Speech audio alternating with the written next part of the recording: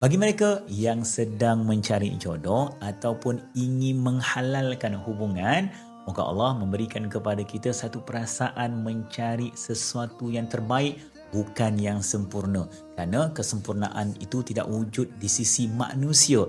Kita penuh dengan kekurangan. Allah himpunkan kedua pasangan ini kerana Allah tahu salah seorang daripada mereka ada kekurangan dan salah seorang lagi ada kelebihan. Kelebihan dan kekurangan ini akan menyebabkan hubungan itu menjadi sempurna.